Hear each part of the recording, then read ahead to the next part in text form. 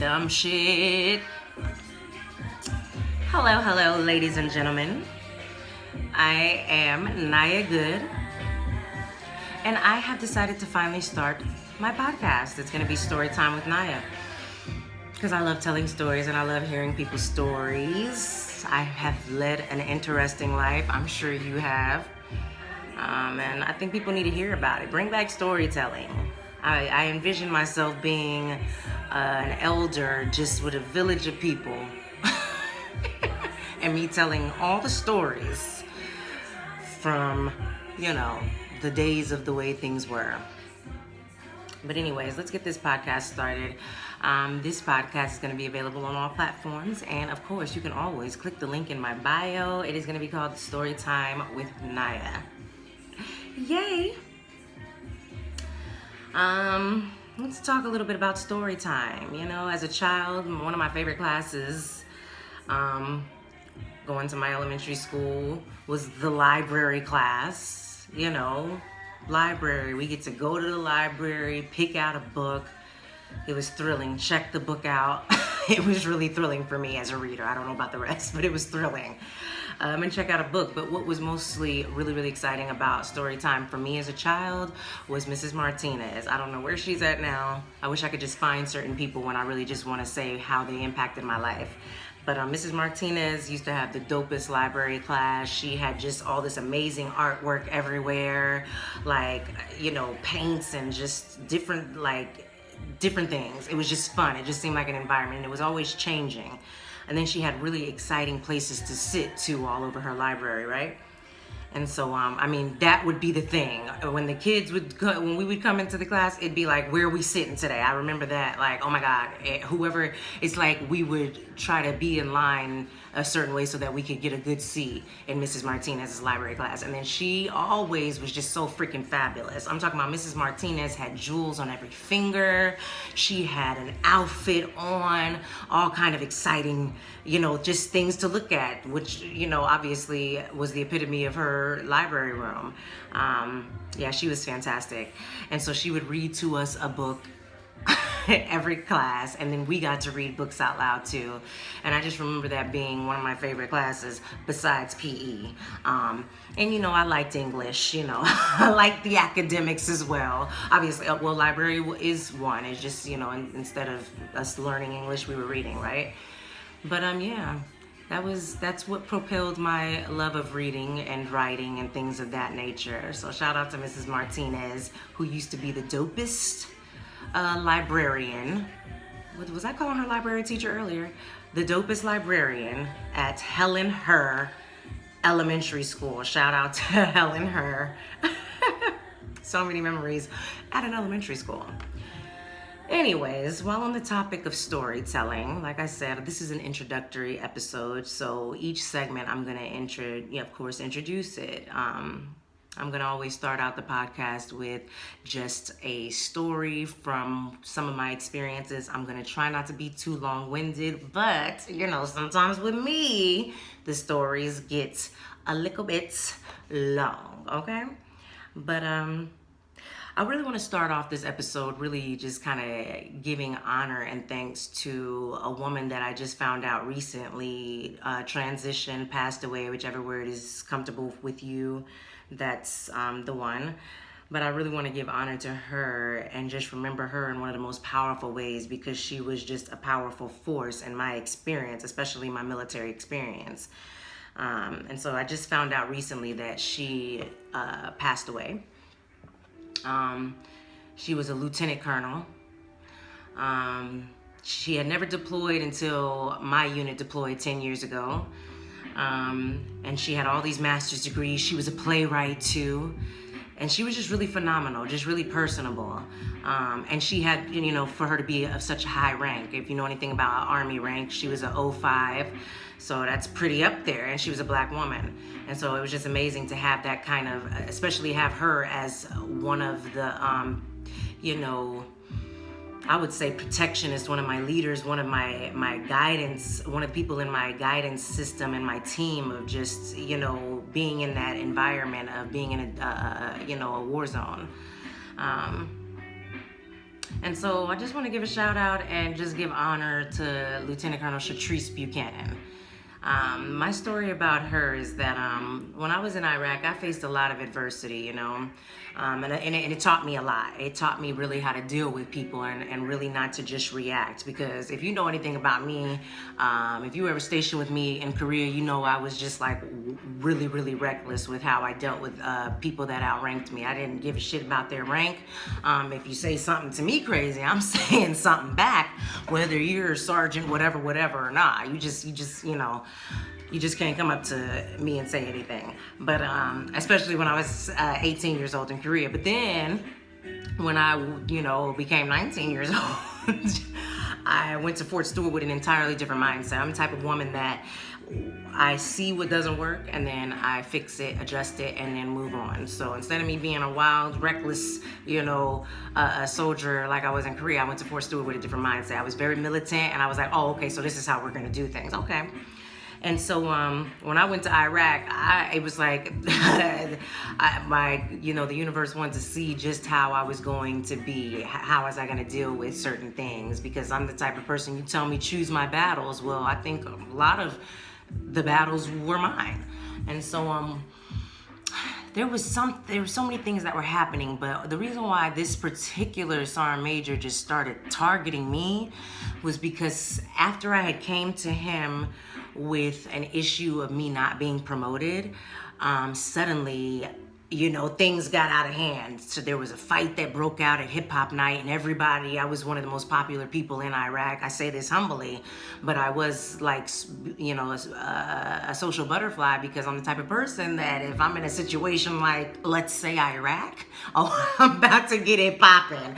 Like, so, I mean, you're probably wondering, how in the hell do you get it popping in Iraq? But they have to keep things going for us because, you know, it's about morale, keeping the soldiers in a space of just, you know, kind of being able to have something back home, but also, oh yeah, and you're at war too. So we had hip hop nights, we had barbecues, there was basketball tournaments, and they were lit. I mean, and then there was hip hop nights, there was salsa nights.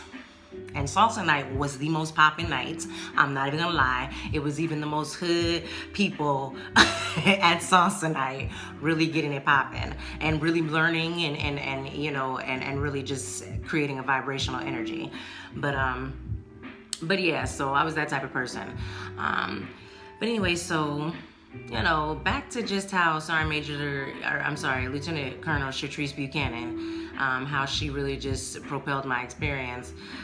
You know, back to the hip hop night situation, there was a big fight that broke out. People said that I was the one that actually fought the person, but I didn't. Me and her really were just having like a dance battle in the middle of hip hop night, and it got a little aggressive because I think I went up to her and said, no, don't be dancing with anybody from our unit. You dance with people from your unit because it's 3ID in here today.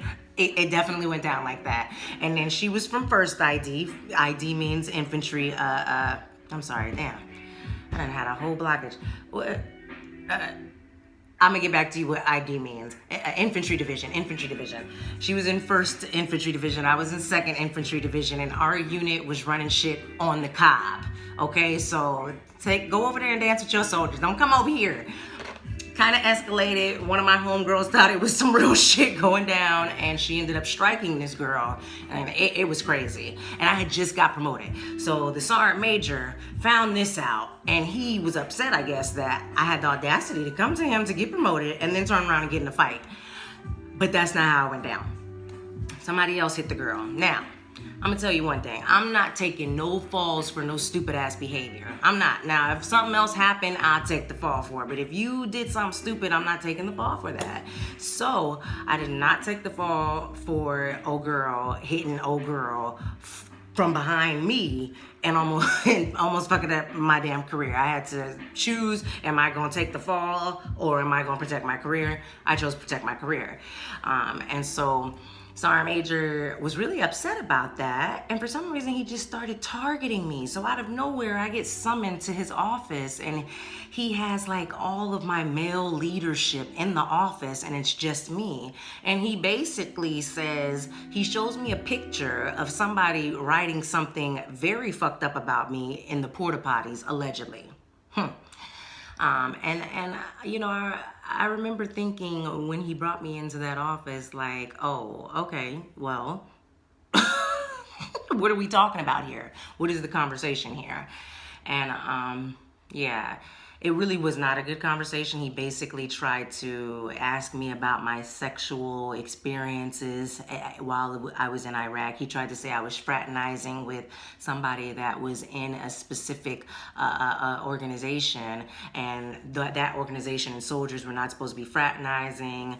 And automatically, I know how to assess a situation pretty quickly. I knew that it don't matter what the fuck you're talking about.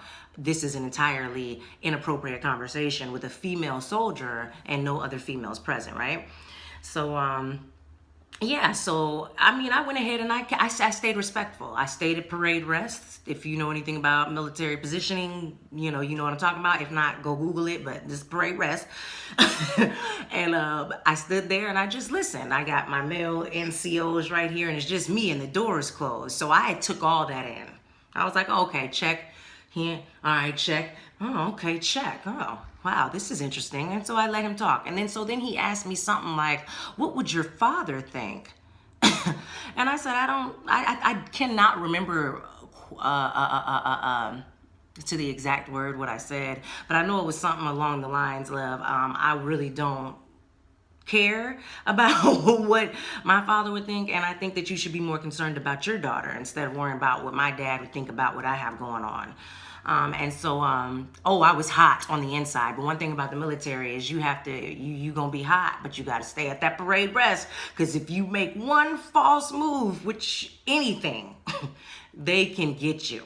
They can get your ass. And as a black woman, I had to really, really learn to keep it together, because I literally had on several different occasions somebody that outranked me try to say, oh, you blinked, so yeah, now you're in trouble. So I kept my composure and I sat there and I listened. And then, so this is when I knew he had really fucked up.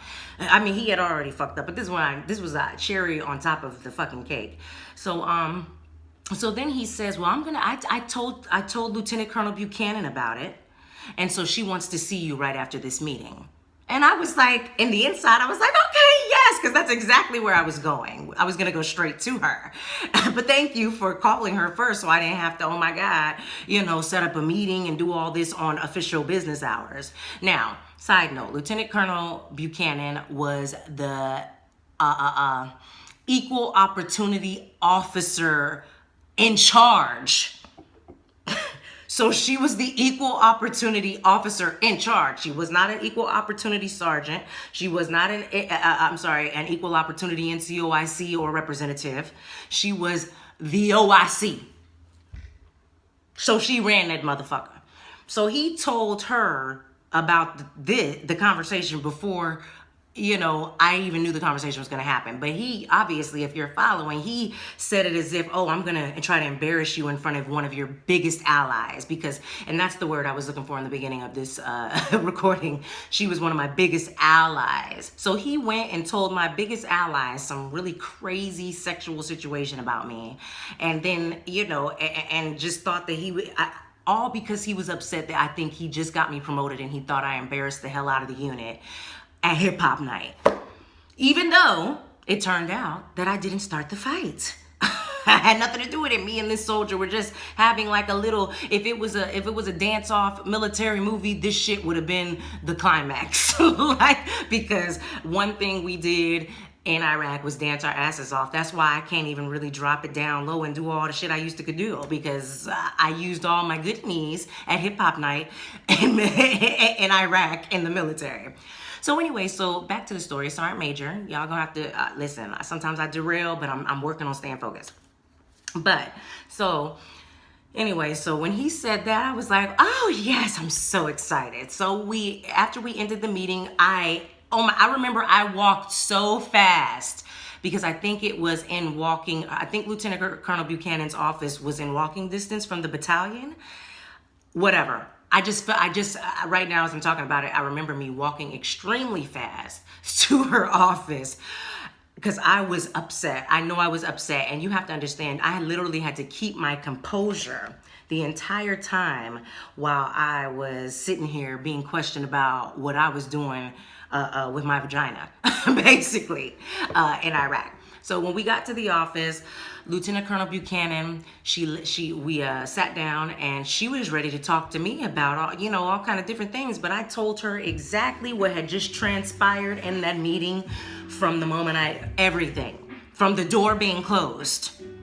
Okay? Because that's very important. Like, you got the door closed. There's three male NCOs and one woman, a soldier. Because I was not an NCO, a non-commissioned officer. I was just an enlisted soldier. I was a specialist. So that the setting is very, very important, right?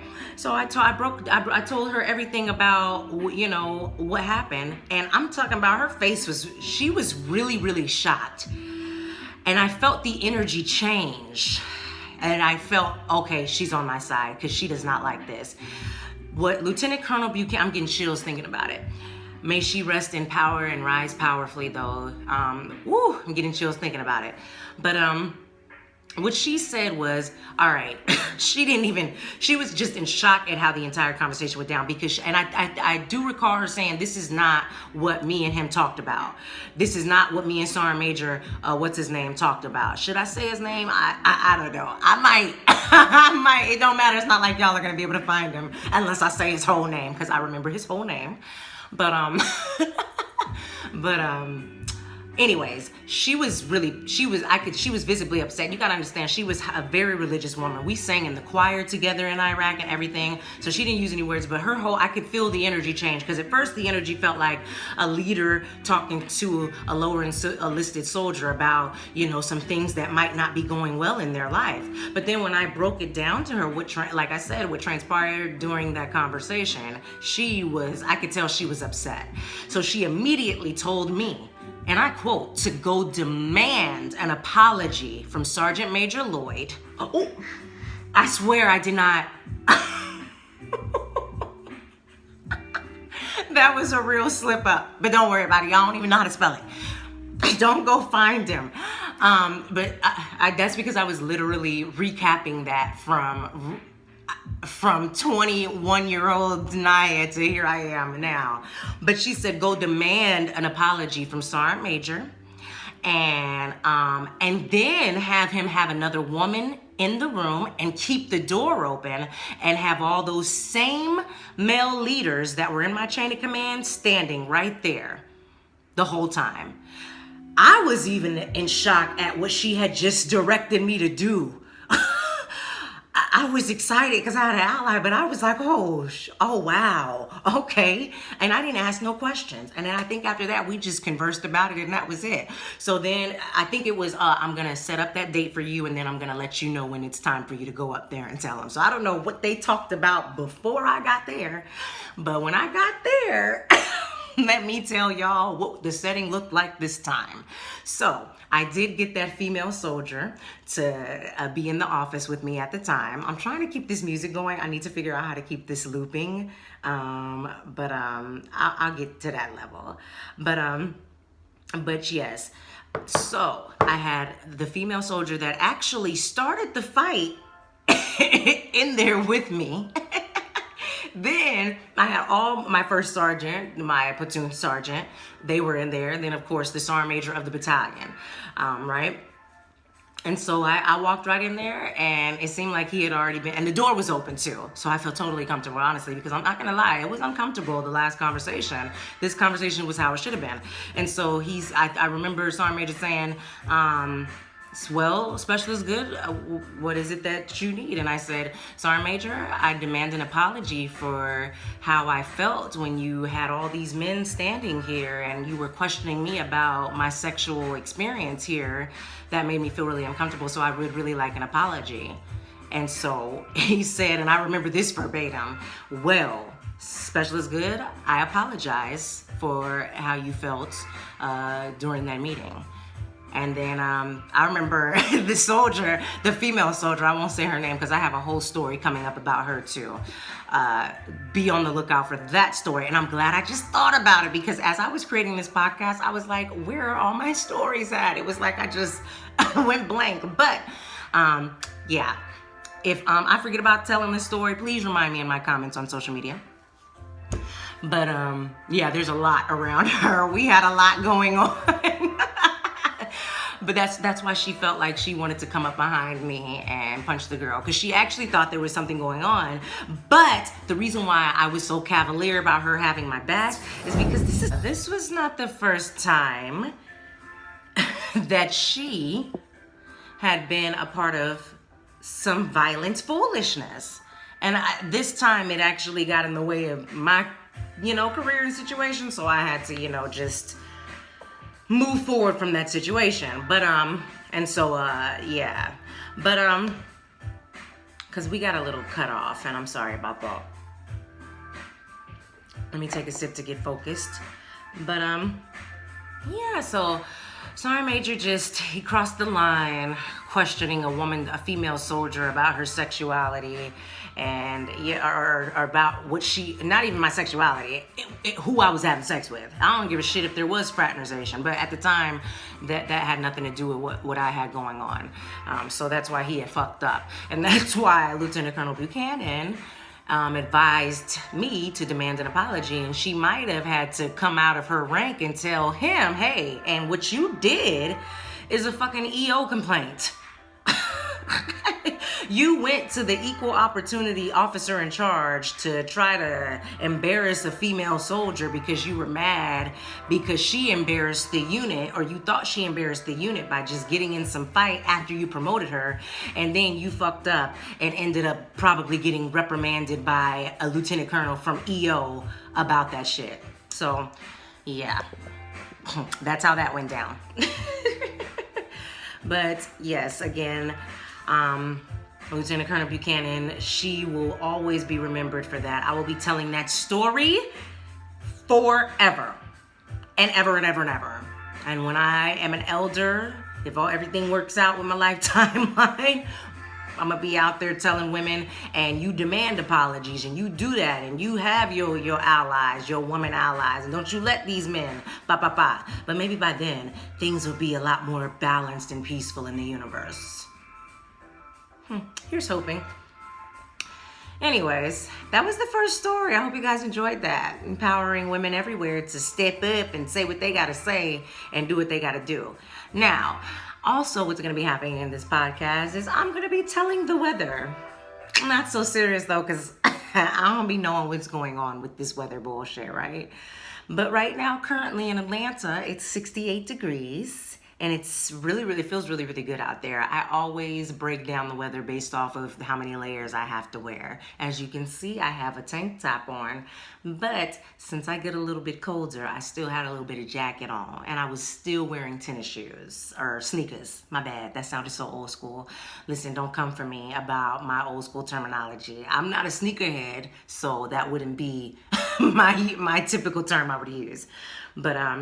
But yeah, so it's 68 degrees out here. I'm still wearing sneakers, and I'm still wearing a light jacket, but it feels good, and it's not freezing because it gets really cold. It's hot Atlanta, but it's cold Atlanta too around these parts, all right? In my beautiful hometown of Las Vegas, Nevada, it's actually cloudy and drizzling. Now, the reason why that's shocking at ATLians is because in Las Vegas, it don't do all this wild shit that y'all got going on over here. It don't have all this wild shit, all these 3 different seasons in 1 week, and mosquitoes and pollen. It don't do all that.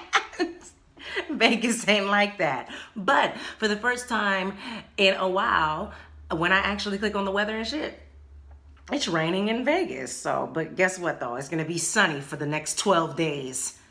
None of this it rains one time and then that's it. But whatever. I guess an ATLian would say, well, go back to Vegas then. I'm good. I'm going to be here for a minute. All right, let's see. What's the weather like elsewhere as of today's date? which is, I should start off with the date, March 23rd. It's about 4:50 here Eastern time in Atlanta. So it's 70 as of this week. It's 75 degrees in Miami, which is always lovely. And you know, if it's starting to get warm around the country, you know, in Miami it's about to get really beautiful and hot, and I'm excited. And yes, it's 80s all the way from here until next Wednesday, because that's what Miami does. In Virginia Beach, because that's where my relatives are from, and I've always got love for Va Beach. Only a true native would know about the Va Beach. Don't start using it if you don't know about it. 54 degrees, it's raining, it's a little humid. As you know about the East Coast, it runs a little humid. So it's 54, but it's 87% humidity. So that means it's a little bit warm. And let's see, where am I go? Let's go to Texas. And in Houston, Texas, it says right here on my screen that it's dusty. I don't know if you can see that. And of course, if you're listening to this podcast on iHeartMedia, Pandora, or anywhere else without the video, you can't see it. But on my screen, it says that there's a hell of a lot of dust in Houston right now. It's a dust storm, 26% humidity, and 81 degrees. So, Houston is not humid yet, but you better believe in about a couple months that humidity is going to go from 20 to 90, and you're going to be wet. You're going to be sticky. Now let's go out the country. One more place, please. We're going to go to Belize. Belize is 82 degrees right now, and it's going to be like that all week. 84, about 82 at the lowest. Feels like 91, 70% humidity. I would love to be there, but they talking about vaccines and tests to travel, so we're going to have to find alternative methods to, figuring out this travel thing, because I'm not here for all of that riffraff. You guys can go out there and do your vaccine thing. As for me and my household, we gonna chill on that, okay? So yeah, that's the weather report. All right, in other news, I just want to talk about, this is going to be a regular segment on this podcast. It's going to be called the Debunking the Breakfast Club segment. I know. You love the Breakfast Club, some of you. That's your shit. But I'm going to tell you where they be fucking up at, I promise. Because they fuck up constantly, in my opinion. And I just be like, y'all not seeing this? For instance, this week, on Charlamagne's Donkey of the Day, about the guy that freaking, I guess, had his baby in the elephant zoo somewhere, whatever. He kept emphasizing that the elephants were Asian and African. And I'm just like, why are we talking about Asian and African elephants, and you're saying that somebody brought their baby into an elephant jungle? Since when did we start identifying these animals by their race? Or am I late to the game? Has it always been an Asian, an elephant, an African elephant? But it doesn't matter. I'm sure they have been. Let me just get back on point. Why did he have to emphasize that? And I'm going to tell you why from my perspective. Here, let me answer my own question for you. I'm just going to give you one of what I think as part of a conversation. I'm asking you why, to think about why he would say that from your perspective. But from my perspective, I feel like it's because of all of this Asian and Black stuff that's going on. It's literally a type of program. And you got to think, why would a bitch name herself Black China? No, nothing against Black China, because I really love the remake that she did with Keek the Sneak's record. Go look for it. I don't want to get sidetracked talking about that record, but she remade Keek the Sneak, a Bay Area Legends record, and she included him on the record, and Molly Mall produced it. But anyways, why would somebody name themselves Black China if they not from China? It's a literal type of programming. Jeezy and his girlfriend, it's been a programming of trying to create an illusion of Black and China and Asian relations. And there is no illusion. We love Chinese food. Black people and Asians have somehow, always existed amongst each other. But now, with all this alleged Asian hate that is being emphasized and inflated in the media, suddenly we are now emphasizing Asian and African elephants, when we should have been talking about more, or emphasizing more, why people keep taking their kids into these jungles and these zoos and just letting them run rampant. I don't understand. And this is always like a major story too. Like when the damn gorilla and the gorilla was dragging the baby around the zoo. That story, remember when that story like had the whole freaking country mesmerized? And now there's this story about how this guy took his baby into an elephant zoo. What is wrong? Just stop. That's not for, I know we like to take kids to exciting amusement parks and things, but maybe the zoo is not the place if all of this wild shit's gonna keep going on. I'm just saying. But again, my issue with the Breakfast Club was why he kept emphasizing that. As I've given you a couple ideas as to why it could be, it's a form of programming to kind of get that kind of idea into your head. And then his emphasis right after there was an Asian terrorist attack, it just seemed like it was all, an orchestrated, conversation, which conversations can always be that way when you're on the radio, but in specific cases, some people are supposed to emphasize certain parts of the conversation to get that kind of thing, emboldened in your brain. I hope I used that word right. Anyway, so that was one of the topics that I wanted to debunk on the Breakfast Club. As I said, today is March 23rd, so that specific donkey of the day happened sometime this week. Again, the Breakfast Club is still vehemently emphasizing masks, and it definitely sounds like it's, something that has been put on their script of things to, So yes, make sure your immune system, I'm sorry, it sounded like I said moon system. Make sure your immune system is just as powerful as these ideas that they keep implanting into your brain about this bullshit vaccine. All right, so that was the Debunking the Breakfast Club segment. That is going to be a regular segment on my podcast. Just finding something that they said that I know that they and explaining where they just fucked up at. That was a brief little,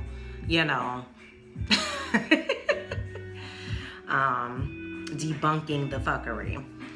Next, I'm just gonna have a couple of just random announcements and a couple little other things in pop culture that they've been talking about. This Meghan Markle and the royals drama. I really don't care. You knew people gotta know what they've been marrying into. Now you want me to be upset? I don't care. And let's not forget, she's mixed. So it's not just a black woman thing. White women should be mad too about they homegirl not being treated right in the daggone royal, at the daggone palace just because part of her is black. And white women should step up because they love black men, and their little daughter could be a mixed girl that's being targeted because of the other half of her. So, I think that white women should, when it comes to mixed situations with the mixed culture, the mixed people of the world, especially if there's a white, ingredient added to the mixture, that the white people should step up too. It's not always about black people getting mad. What? They did that to the first black princess? No, she's the first mixed princess, and the Caucasians should be just as upset about how she's being treated, in my opinion, right? Additionally, I already touched on the Asian hate situation. I'm not saying that people have not probably had some things to, hate, but I don't know what to tell you. I'm tired of being upset over things about race. And then again, if you guys know anything about how this programming thing works, this is definitely, in my opinion, and you don't have to agree or you don't have to agree or disagree or whatever. And if you have an issue with it, you can always comment on my page. Just be respectful. I just think it's a non-issue. It's a non-issue. It's an inflamed issue, just like every issue has been as it pertains to the media and politicians and these celebrities inflating race to keep race trauma going, and that's another topic. But like I said, I'm just going through a couple of the pop culture topics that are breaking news right now. The other thing that is breaking news as of today, which like I said is March 23rd, Tuesday, March 23rd, is I guess this fellow named Derek Jackson. I don't know who this fellow is, But and y'all, I do my podcast at home. If you're not watching the video, I do my podcast at home. So sometimes I might accidentally look out my window, see some shit, and tell y'all about what's going on. For instance, right now, this dog must be really shitty today because he definitely just got walked 5 minutes ago and now he's back out here. This is why I don't do dogs. At least the cat, she could go right to the litter box. Anyways, let me not get off topic. But what's his name? Derek Jackson? I don't know what his name is. I mean, I guess that's his name, but what I mean to say is I don't know who he is for real. I've seen him in a video or two possibly, but I never really knew what he was talking about, honestly. I mean, and even though he's handsome, I never really, anyways, I guess apparently he's been caught up lying. He's another one of these huge social media gurus, and now I guess he was cheating on his wife, and then when he decided to try to get in front of the issue because he was getting lit up by black women all over the world, because you know they were mad. They trusted him to be a real faithful brother, a real good, clean brother. And then it turns out he done cheated on his girl too, I guess, allegedly, I don't know. So, you know, they was upset. That's who I found this out from. I didn't even know it was black women. I just seen them posting memes. They had their memes ready. They had their videos and their memes ready about this Derek Jackson character. Apparently, you know, and then so moving forward, he did a video to try to get in front of the situation, and he included his wife in the video, and his wife had a head wrap on, and she didn't even look like she was happy. In fact, he looked like he was squeezing her hand a little bit too hard in the video, and whatever. It was definitely orchestrated so that he could keep his, you know, motivational guru lifestyle popping, right? Yeah, I guess he, you know, whatever. My thing is how in the fuck did he even get popping? Why don't y'all make people who are actually gifted and actually out here pushing some shit popping? But y'all will go and make Derek Jackson popping, and now he verified on Instagram, and it turns out he's fucking lying. Additionally, I think he may have fabricated the whole situation because, like I said, I did not know who this man was before, and now that y'all got him up here, you know, and y'all have exposed him for his fraudulent guru ways, now we know about him. So stop, you know, that's what I mean. Stop popularizing the wrong content and come this way to some real shit, okay?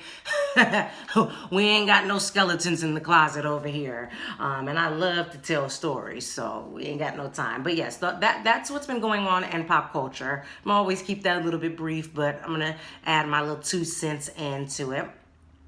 As for any remaining announcements, I have my website. You guys can go to www.NhayahGoode.com for all of my content and things. Yes, like I said, I will sidebar occasionally if I see anything coming out of my window and that dog owner looks pissed. Like she accidentally fed him something and he's been coming outside all day and she's had enough. I ain't never seen nobody even walk a pit bull like that. A pit bull usually is walking the rest of y'all, but she is walking this pit bull, and it is not no little itty bitty pit bull. But anyways, back to my announcements. That was a sidebar. www.NhayahGoode.com is where you can find all of my contents.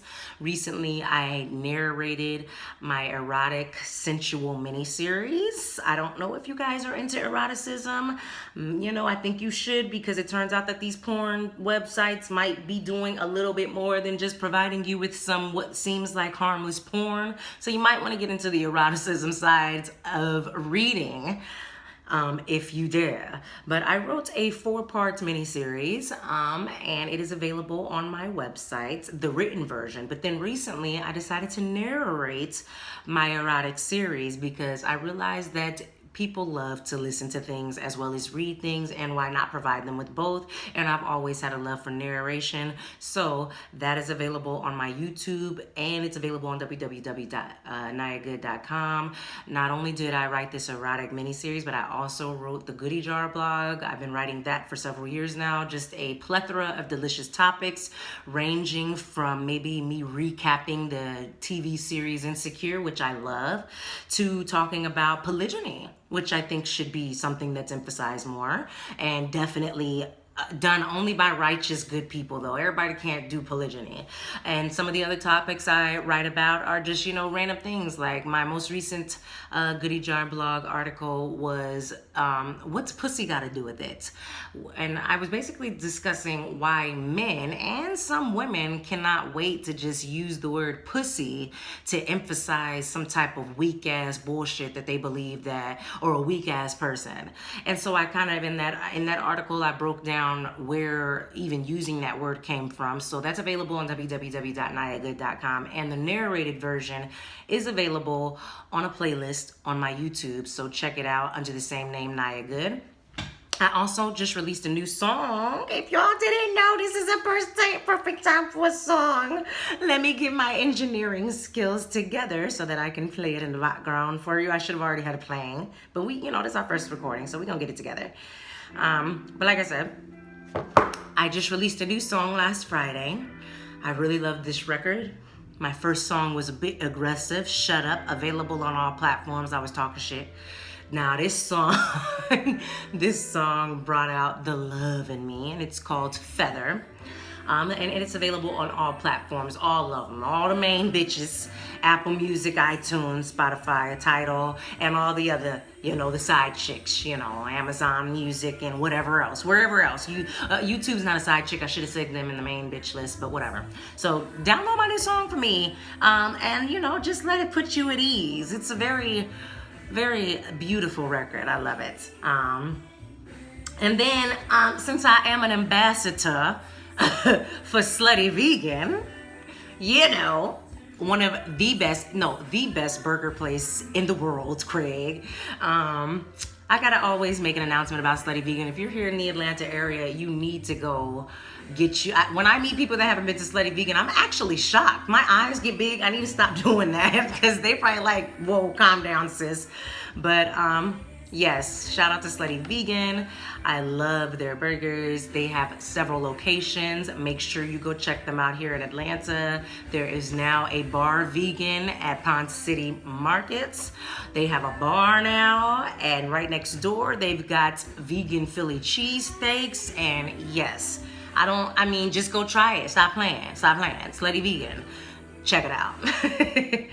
Another segment that I'm going to be introducing when I start having my co-host / interviews is going to be my blast off segment, where you can just, put something on blast, whether it be anything. And it's not always just it ain't just about putting them on blast. It's about creating a solution too. So not only are you going to put he, she, that place or whatever on blast, but you're also going to provide a solution as to how they can, not get blasted next time, okay? But that will be coming up soon. I might even have people send in letters to, for me to read on my podcast, so yes, in fact, yes, if you have anything that you want, if you want me to tell your story for you, blasting somebody off, then you can definitely email me and send me a message on Instagram, and I will take care of it for you, or you can send in a recording and I will implement that into the show.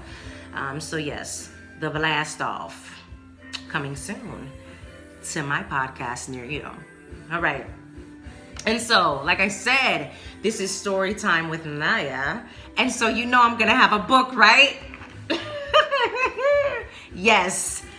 If you are watching this on video on YouTube, you have seen the book, Outwitting the Devil. I have been talking about this book for years now. The first time I got this book was in 2016. The book is called Outwitting the Devil. It's by your favorite author, Think and Grow Rich. Yes, he has 2 masterpieces. Well, he has several, but these 2 are definitely masterpieces. Outwitting the Devil is just such a phenomenal book. It's a conversation between the author and the devil. If you believe that your mind can take you to faraway places, then this is the book for you, because the author has literally decided to converse with the devil to see how it is that he controls people, how it is that he makes people wicked, how it is that how it is this shit even exists. So I'm gonna read a quick passage from wherever I left off at. I have not read it in a week because I've been very busy, but I'm gonna read a passage from wherever I left off at, or wherever it seems perfect to start off with. So like I said, this is a question and answer conversation between the author and the devil, or the entity that is wicked enough to be, exalted by a term such as the devil. And so he says, the question is love for one's relatives also dangerous? Oh, and this is I'm glad this came out like this. The question is love for one's relatives also dangerous? That's the question that the author asked. Now, the devil answers this way. He says, the love for anything or anyone, save only the love of definiteness of purpose, may become dangerous. Love is a state of mind which beclouds reason, saps willpower, and blinds one to facts and truth. Everyone who becomes self-determining and gains spiritual freedom to think his own thoughts must examine carefully every emotion that seems even remotely related to love. You may be surprised to know that love is one of my most effective baits. With it, I lead into the habit of drifting those whom I could attract with nothing else. That is why I have placed it at the head of my list of bribes. Show me what any person loves most, and I will have my cue as to how that person can be induced to drift until I bind him with hypnotic rhythm. Love and fear combined give me the most effective weapons with which I induce people to drift. One is as helpful to me as the other. Both have the effect of causing people to neglect to develop definiteness in the use of their own minds. Give me control over a person's fears and tell me what he loves most, and you may as well mark that person down as my slave. Both love and fear are emotional forces of such stupendous potency that either may completely set aside the power of will and the power of reason. Without will and reason, there is nothing left to support definiteness of purpose. Yeah, that was on page 154. That was a little deep. You might need to you're definitely going to have to read the rest of the book so that you can understand what he means by drifting in hypnotic rhythm. I don't want to give it all away.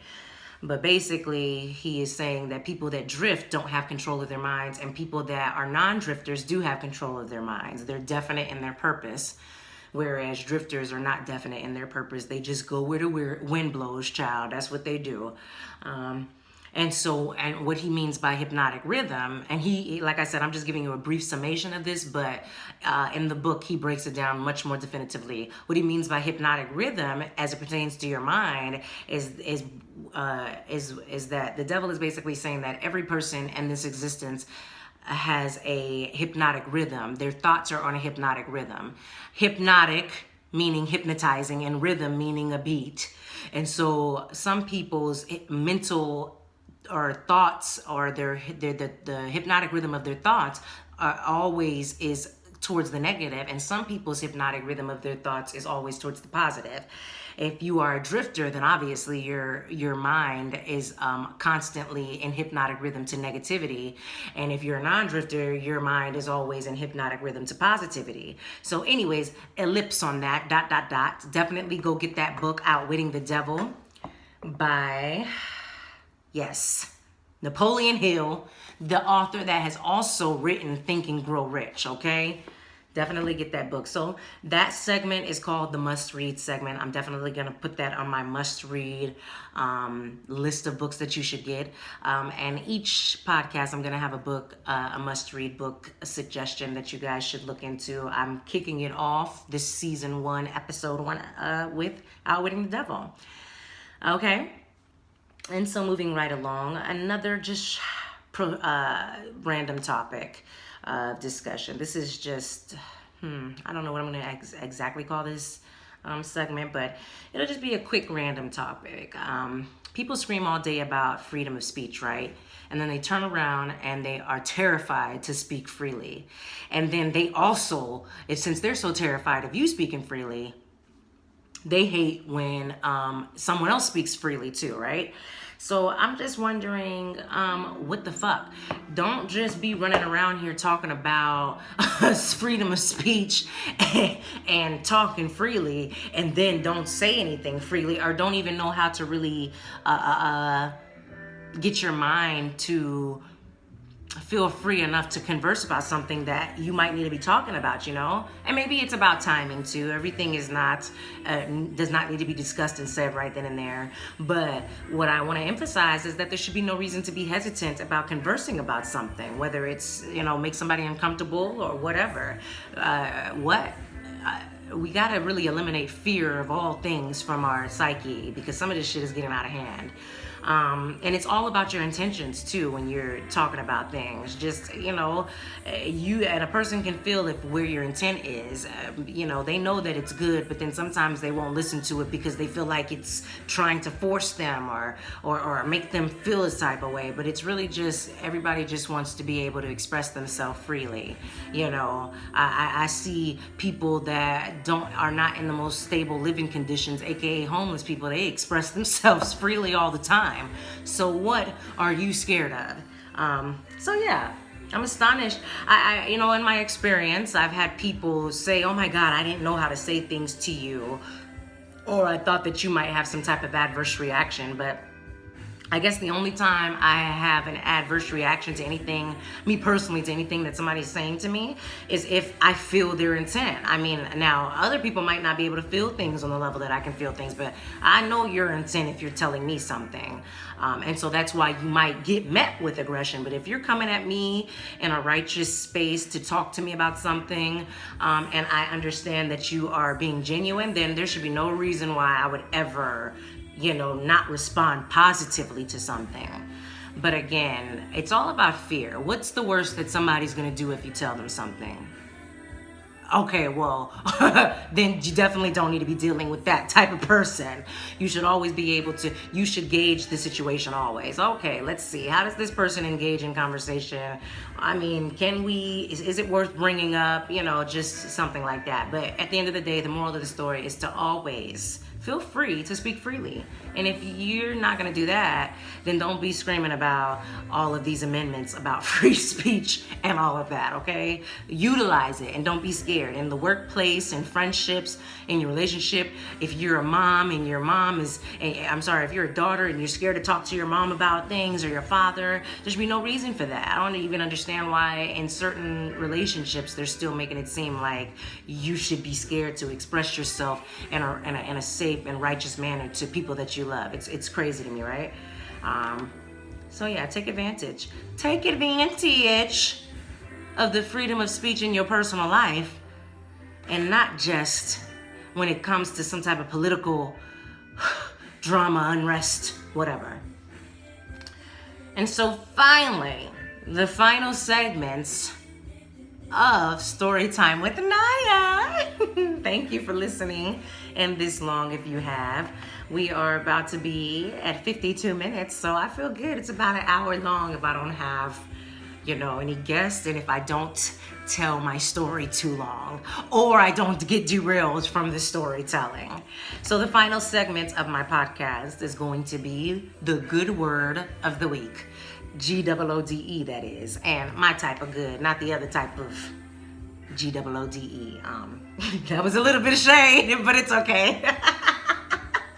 But anyways, congratulations.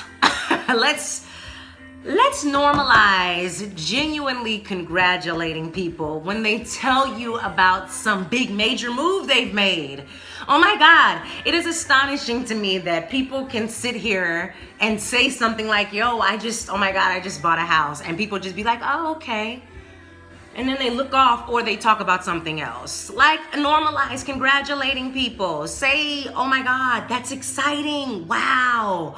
What? And don't let it be fake. Now, if you're going to be fake, then don't say nothing at all. But I don't even understand why any type of fakery. Listen, we've got to eliminate this bullshit.